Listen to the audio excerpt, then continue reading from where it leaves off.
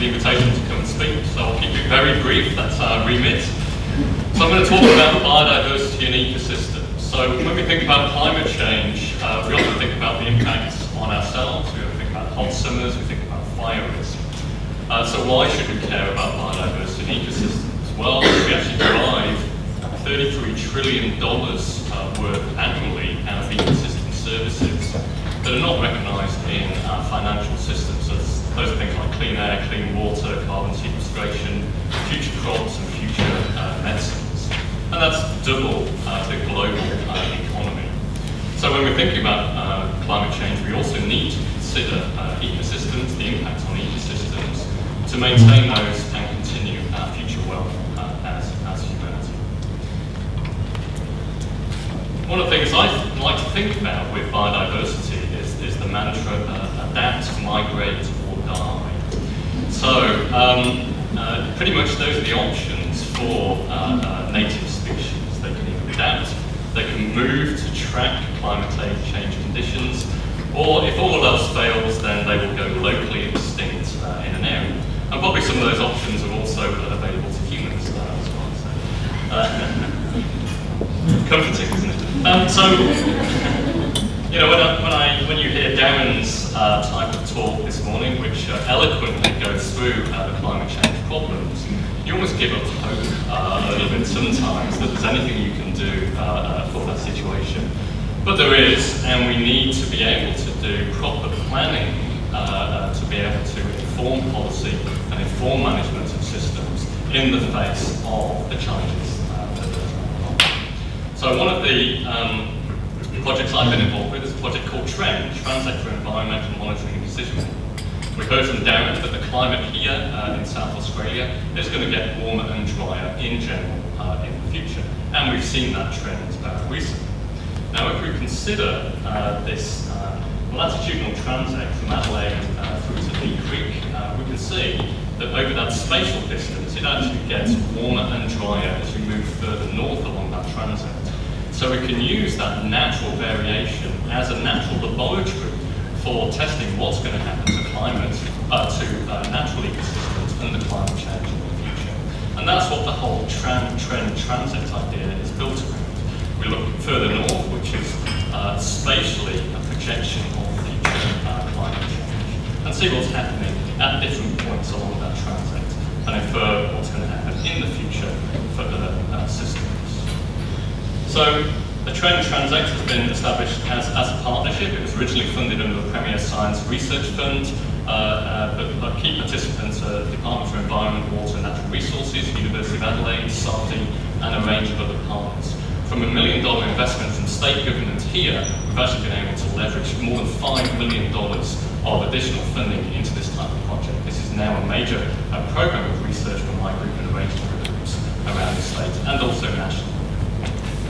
Just very briefly, so this type of work, we can make predictions on the distribution of species. So we see these are distribution models for 20 key plant species in the area. That's the current distribution on the left-hand side, their predicted future distribution.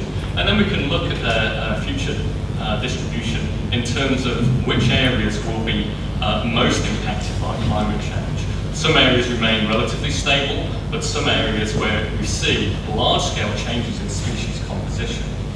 And that's what's indicated by this resilience type analysis that we did. I won't go into detail of that today, but basically the hilltop communities in white here are relatively stable to about a 2-degree temperature warming.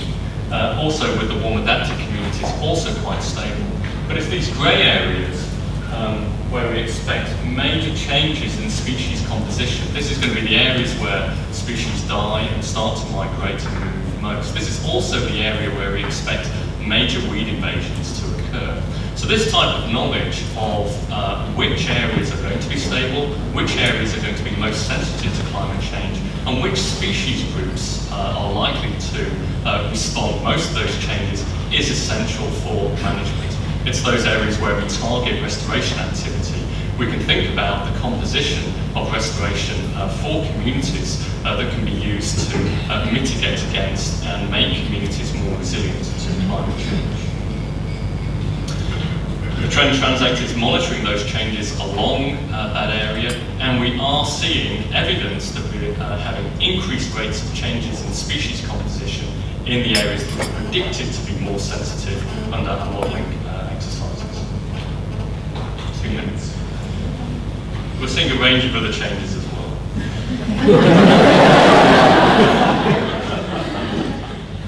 This type of research is now part of a large national program, the Terrestrial Ecosystem Research Network, $55 million investment into a range of ecosystem analysis. This is being made freely and publicly available through open resources, through databases, through the Terrestrial Ecosystem Research Network, and I can pass that on later.